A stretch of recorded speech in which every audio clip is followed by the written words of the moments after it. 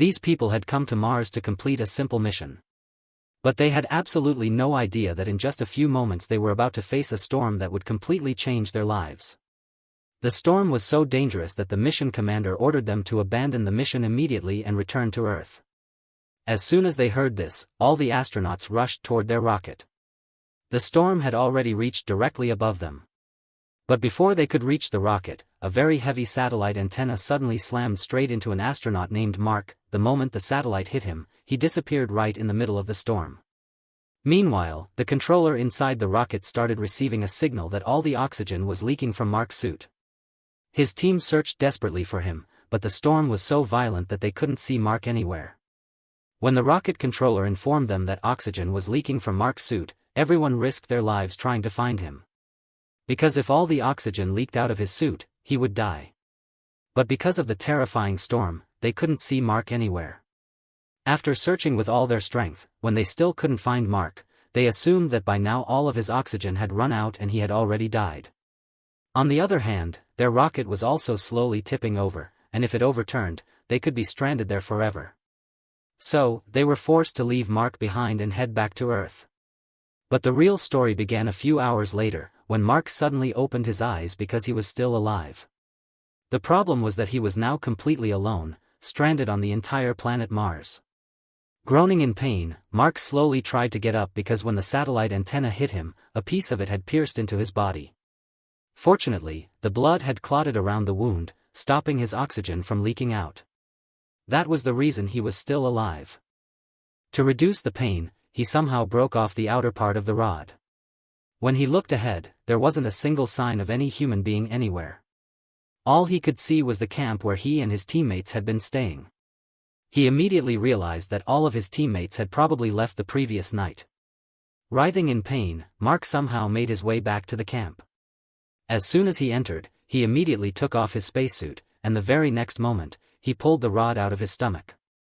The pain was so unbearable that his screams echoed across the barren planet Mars. But the trouble wasn't over yet. A small piece of the rod was still stuck inside his body. He quickly grabbed the first aid box and somehow managed to remove the remaining piece as well. But his blood was still continuously flowing. So he took a stapler and stapled his wound shut. The moment the staples went in, the pain shook him to his core. Now he understood that the real survival game of his life on Mars was about to begin because he was completely alone in the deserted and dangerous Martian desert. The structure he had crashed into was actually a communication satellite dish, and it had been completely destroyed in the storm. That meant he could no longer communicate with his team at all. And even if NASA somehow received a signal that he was still alive, it would still take 4 years for a rescue mission to reach Mars. That may sound easy, but surviving there alone for 4 years was no less than a painful death. The worst part was that the camp where Mark had taken shelter was never designed for permanent survival. Gradually, all of his resources were going to run out. If the oxygen system failed even once, breathing would become impossible, and if he couldn't breathe, his life would come to an end. Mark's situation kept getting worse. Fortunately, even if the camp somehow lasted longer, he still faced another major problem: food supplies. He simply didn't have enough rations to survive for 4 years until a rescue mission reached Mars. Looking at every angle, it seemed almost impossible for him to survive on Mars for that long. Mark started recording what seemed like the final moments of his life into the computer, as if he were writing his last words. For the next 2 days, the storm on Mars continued to break his spirit. Every moment, he felt like everything was about to end. But then something changed inside him. He decided that no matter what happened, he would survive. He made a plan that if a rescue mission ever came to Mars in the future, he would stay alive until then. The problem was that the mission was still years away, and surviving that gap was the biggest challenge. Mark calculated the amount of food he had left. He realized that even after combining the food of all the team members, he only had enough rations to last about 1 year, and surviving even 1 year on Mars was nothing short of a miracle. He could almost see death approaching. Just as he was staring death in the face, he suddenly noticed a packet of potatoes. The moment he saw it, he realized that he could still survive. He decided to grow all the potatoes so that he could produce enough food to survive for the remaining 3 years. But growing anything directly in the barren soil of Mars was almost impossible because plants needed water, and there was absolutely no water there. So he made up his mind that if he wanted to survive, he had no choice but to start farming. He began preparing a small farm on Mars. First, he gathered a large amount of soil inside the camp and slowly shaped it into a farming area where crops could be planted. But the problem was that Martian soil naturally lacked the nutrients needed for plants to grow. So Mark came up with the risky plan of using the astronaut's biological waste as fertilizer. The smell was so unbearable that standing there even for a single second felt like inviting death. But he had no other choice. He continuously processed the material and mixed it into the soil to temporarily turn the barren Martian soil into fertile land. He cut all the potatoes into small pieces and buried them one by one in the soil. But the next and most difficult step of farming was water. Fortunately, Mark had a good understanding of science. He knew that water could be created by combining hydrogen and oxygen in a controlled reaction. He already had all the necessary equipment for the experiment. But on his very first attempt, he made a huge mistake. He failed to properly calculate the amount of oxygen already present inside the camp, which was constantly decreasing because he was breathing it. The moment he mixed the oxygen and hydrogen, a massive explosion shook the entire area. Mark survived, but he realized that even the smallest mistake on Mars could cost him his life. The next day, he started again. This time, he used his brain, and the experiment succeeded. Slowly, moisture started forming, and finally, water was produced on the barren land of Mars. This water was enough for the soil where Mark had planted the potatoes. A few days later, when the first green sprout emerged from the soil, his happiness knew no bounds. Meanwhile, back on Earth, NASA officially announced that Mark Watney was no longer alive. The news spread rapidly across the world, and everyone believed he was the lost astronaut. They even held his memorial service. The next day, at NASA, an analyst named Vincent told the director that they should redirect the satellite toward the Ares 3 mission area and scan it again. But NASA management rejected the idea. They feared that if the cameras captured Mark's dead body, those images could spread around the world, and NASA believed that public trust would be damaged. But Vincent wasn't someone who gave up so easily. He sent the exact coordinates of the Ares 3 landing zone to the satellite team. So that the area could be scanned more closely. When Mindy, the satellite operations expert, focused the cameras on that location, she was shocked. She noticed that some of the mission equipment was no longer in its original position. It was obvious that several items had been moved. The most surprising thing was that the rover had also been moved from its original spot, the same rover that was used to transport equipment. On a deserted planet like Mars, it was impossible for equipment to move by itself. The moment Mindy saw this, she realized that Mark Watney was still alive. Vincent called Mindy and she told him everything, that some of their equipment had been moved from its original place. That meant someone was there who was tampering with the equipment, and that could be no one other than Mark.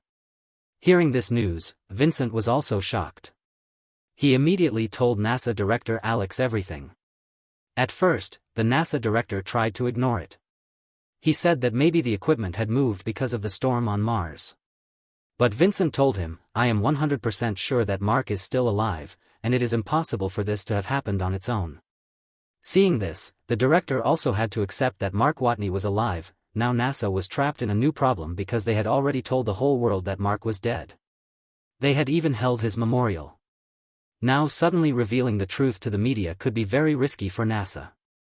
After thinking a lot, they decided that they would tell everything to the media. But they would not tell the rest of the crew members, who were returning to Earth in the spacecraft, anything yet. NASA feared that if they found out Mark was alive and that they had left him alone on Mars, they might do something reckless out of grief. On the other hand, on Mars, 70 days had now passed since Mark had been living completely alone. By now, he had found a temporary solution for food and water. But now the biggest question in front of him was how to get out of the deserted surface of Mars. Mark knew very well that NASA's next mission, Ares 4, was going to land near Schiaparelli crater a few years later. But one huge problem still remained. That location was thousands of kilometers away from his current position. If he wanted to survive, he had to reach that place somehow. Mark made some calculations and estimated that it could take him around 60 days to complete that dangerous journey. The mission looked almost impossible, but he had no other option. So he immediately started preparing. He had a rover that was not working properly. But Mark was not just an astronaut, he was also a brilliant engineer. He removed some working parts from the damaged rover and started fitting them into another rover. After spending a long time repairing it, he upgraded his rover enough that it could now reach the location where NASA's Ares 4 mission was going to land on Mars. Now his next challenge was not just surviving, but crossing the entire planet Mars. As he left his camp and headed toward that location, the temperature on Mars dropped so much at night that a person could freeze to death within a short time. If he did not find a solution, he would not survive even one day, let alone 60 days. Then another dangerous idea came into his mind. When his team first arrived on Mars, they had buried a nuclear power source underground so it could safely provide energy. The device was extremely powerful. But if it got even slightly damaged, the radiation coming from it could cause a painful death to any human. The risk was huge, but Mark had no other choice. He dug the battery out of the ground and attached it to his rover. Now the heat coming from that power source protected his rover from the freezing temperature, allowing him to continue his journey. Meanwhile, back on Earth, NASA was doing everything they could to save Mark. They ordered the Jet Propulsion Laboratory to prepare an emergency mission. They wanted to launch a probe that could deliver supplies to Mars. The problem was that normally it took several months to prepare such a spacecraft. Sometimes it even took an entire year. But now they had very little time. NASA's entire rescue plan depended on this mission. Their idea was to send enough food to Mark through the emergency probe so that he could stay alive on Mars for the next several years. According to the plan, when the Ares 4 mission landed on Mars in the future, its crew would bring Mark back to Earth with them. The mission sounded simple, but in reality it was almost impossible. The JPL team worked day and night because they had to prepare a fully functional supply probe in a very short time. Meanwhile, NASA Administrator James gave Mindy another responsibility. Mindy was now given complete control of the satellites and monitoring systems so she could track every movement Mark made on Mars. People on Earth believed that he was dead, but in reality, all of NASA was watching his every breath. Meanwhile, on Mars, Mark finally started seeing the results of all his hard work. All the potatoes he had planted were now fully grown. Seeing greenery in the red soil of Mars filled Mark's face with happiness. He harvested around 600 potatoes. Mark kept the larger potatoes aside for eating, while he planted the smaller ones back into the soil so he could continue farming and survive for a longer time. By using his intelligence, Mark had secured his food supply even on the barren land of Mars. At least now he no longer had to fear dying from hunger, but deep inside, one thing was still breaking him. If he could not establish any contact with NASA, then surviving all this time on Mars could become meaningless. It could even lead to his death. Finding a communication system on a deserted planet like Mars was almost impossible. But Mark was not someone who gave up easily. After thinking for a long time, he came up with an idea. Without wasting any time, he got into his rover and headed toward a dangerous location on Mars that was about 60 days away from his camp. Meanwhile, on Earth, every one of his movements was being monitored through satellites. Mindy and Vincent were both shocked. They could not understand why Mark had left his camp and was traveling so far away. As the days passed, Mark kept moving in the same direction. His most dangerous journey across the lonely surface of Mars continued for many days. The farther he traveled, the more frightened NASA's team became. They simply could not understand what Mark was trying to do. Suddenly, Vincent remembered something. He immediately mapped Mark's entire route on the Mars map and realized that Mark was actually heading toward the old Mars probe, Pathfinder. It was the same robotic lander that NASA had sent to Mars many years ago to collect data about the Martian soil. At first, the mission had been successful, but after a few years, its battery died, and NASA permanently lost contact with it. Since then, Pathfinder had remained buried somewhere beneath the Martian soil. That was exactly why Mark had gone looking for it, because it was the only thing that could reconnect him with NASA. After searching for a long time, Mark finally found Pathfinder buried beneath the Martian soil. Vincent's prediction turned out to be absolutely correct. But there was still one more challenge left. Communication would only be possible if NASA still had the same model of that system back on Earth. Without wasting a second, Vincent headed toward JPL in California because now that years-old technology had become the only connection between Mars and Earth. Fortunately, JPL still had the backup model of Pathfinder safely stored. Vincent immediately gathered several scientists who had worked on the original Pathfinder mission years ago. Now the real challenge for Vincent had begun. But whether he would be able to save Mark or not would be revealed later. Meanwhile, on Mars, Mark removed Pathfinder's dead battery and connected it to the power source from his camp. As soon as he connected it, fortunately, it started working again. The moment he pointed Pathfinder's antenna toward Earth, the old model at JPL immediately received the signal. As soon as the team saw Pathfinder working again, their happiness knew no bounds. A spacecraft that had lost contact years ago was now functioning once again. When one of the team members started sending commands to Pathfinder, the moment the command was sent, the camera on Pathfinder automatically turned on. Seeing the Pathfinder camera moving on Mars, Mark immediately understood that NASA's team on Earth was trying to contact him. He quickly picked up a board and wrote, "Are you receiving me?" Then he made yes and no options on both sides of the board so that the people on Earth could answer simply by moving the camera. As soon as the JPL team saw his question, they immediately turned the camera toward yes. Seeing the camera move on Mars, hope of staying alive returned to Mark's eyes. After so many days, for the first time, he truly felt that he was not alone. However, communication with NASA was still extremely slow and difficult. The distance between Mars and Earth was so great that even a simple question and its reply took nearly 4 hours. The biggest problem was that, for now, only Mark could ask questions, and only in the form of yes or no. NASA could not send him direct messages, but Mark was no less intelligent than anyone else. He decided that if simple communication was possible, then it could also be turned into a complete language. Mark knew that Pathfinder's camera could rotate a full 360 degrees. Using this idea, he created a communication system. He chose the hexadecimal numbering method because hexadecimal values could be converted into ASCII codes to form letters and words. On Earth, Vincent and his team also placed hexadecimal symbols around Pathfinder so that messages could be exchanged through the camera's movements. Slowly, a simple language between Mars and Earth began to take shape. But the method was still very slow. Even sending a simple message took a long time. So the NASA scientists sent Mark some special codes. Using those codes, he connected his rover to the Pathfinder system. He connected it, and now he could send direct text messages from his computer, which was much faster than before. NASA sent him a message saying that the rescue operation had started, and first of all, they would send him as much food and water as possible so that it would help him survive until NASA's team could reach Mars again. Reading this message filled him with new hope. For the first time, he felt that maybe he could actually make it back alive. Then he asked NASA one question: "Do all my teammates know that I am alive or not?" NASA's answer was no. Hearing this, his anger burst out because his own crew had still not been told the truth. But now that communication had been established, NASA finally decided to inform all the crew members who had already returned to Earth. As soon as they found out that Mark was still alive on Mars, the entire team was shocked. On one hand, they were happy that he had survived, but on the other hand, guilt was eating them alive because they had left him there alone. Meanwhile, on Mars, Mark kept sending NASA updates about his daily situation. For some time, everything was going well.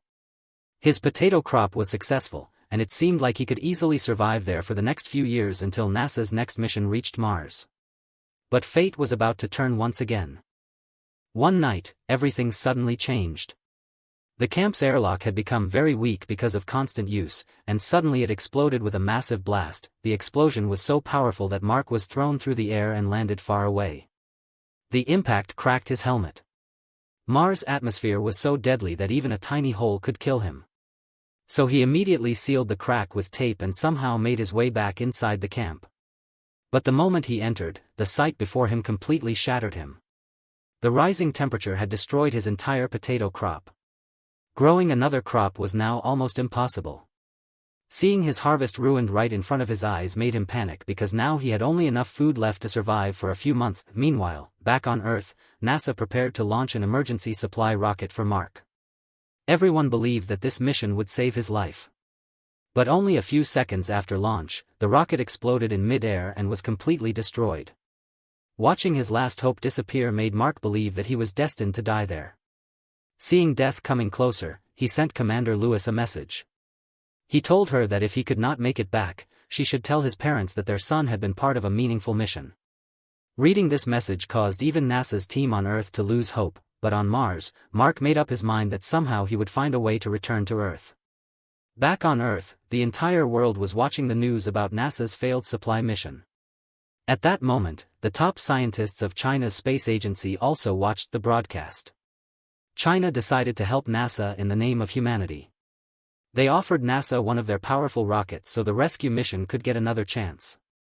Now NASA had a new ray of hope. If they failed this time as well, Mark's life would be over forever. Then came the real entry of Rich Purnell, a brilliant astrodynamics expert. As soon as he arrived at NASA, he came up with a plan that sounded almost impossible but was scientifically brilliant. This strategy later became known as the Rich Purnell maneuver. His plan was to avoid landing the spacecraft on Earth and instead use Earth's gravity like a slingshot. In other words, the spacecraft would pass close to Earth at high speed, gain a gravity boost, and head straight back toward Mars. The mission was extremely dangerous. If even a tiny mistake happened, the entire crew could be lost in space forever. NASA's director thought Rich Purnell's plan was far too dangerous, so he rejected it. But mission director Devon believed this was Mark's last chance to survive. Since nobody listened to him, he secretly sent the entire plan to the crew members. Now the whole game was in the crew's hands. They could either return safely to Earth or risk their own lives by beginning another long mission just to save their friend. After thinking for some time, the team decided that they would not leave Mark behind under any circumstances. Meanwhile, on Mars, Mark also continued working. He still had another dangerous 60-day journey ahead of him to reach the MAV that had already been placed on Mars for the future Ares 4 mission. This was his last chance to return to Earth alive. So, after surviving only on the few potatoes he had left, he began his journey. After many days of a dangerous and life-threatening trip, he finally reached the MAV, but another problem appeared before him. The MAV had to be made so light that it could reach Mars orbit. NASA immediately instructed him to remove all unnecessary equipment from the rocket. That meant Mark actually had to launch himself in a rocket with an open roof that looked more like a makeshift machine. Meanwhile, the Hermes spacecraft had already reached Mars orbit, and everyone was waiting for Mark's launch. As soon as Mark launched the MAV, the rocket shot upward at tremendous speed. But the tarp attached to the nose of the MAV could not withstand the launch pressure, and it burst apart immediately. The sudden pressure caused Mark to lose consciousness. Fortunately, the MAV successfully entered Mars orbit. But once again, another huge problem appeared. There was still about 68 kilometers of distance between Hermes and Mark's spacecraft. Rescuing him directly from such a distance seemed impossible. Seeing this, Commander Lewis immediately ordered all of Hermes' engines to be activated. The crew used the thrusters to bring Hermes as close to the MAV as possible at maximum speed. On the other hand, as soon as Mark regained consciousness, his voice reached all the crew members. Hearing him filled the crew with relief. Now they felt that they had completed their mission, but the danger was still not over. There was still a significant difference between the orbital speed of Hermes and the MAV. It was about 42 meters per second. In space, even such a small number is extremely dangerous. If they failed to match the speeds of both spacecraft, safely bringing Mark aboard would become impossible. But Hermes faced another problem. If they fired all the engines again at full power, they would not have enough fuel left to return to Earth. The situation now seemed almost impossible. Then Commander Lewis made another decision. She planned to blow up Hermes' airlock so that the force of the explosion would slightly adjust the spacecraft's speed and direction. The plan was extremely risky, but they had no other option except taking that risk. After the explosion, Hermes moved much closer to Mark. But there was still a dangerous distance between them. Seeing this, Mark made the biggest decision of his life. He created a tiny hole in the glove of his space suit, and using the pressure of the escaping air, he propelled himself through space toward Hermes. At the same time, Commander Lewis also moved forward with a rope to catch him. As soon as Mark reached her, unfortunately, she failed to grab him. But somehow Mark managed to catch hold of her rope, and the two finally came close to each other. At last, the crew pulled him safely inside Hermes. At that moment, not only the Hermes crew but the entire Earth erupted with joy. After surviving alone on Mars for months, Mark Watney had finally returned to his teammates. And this is where the movie ends. If you like this video, then please like this video and subscribe to our channel.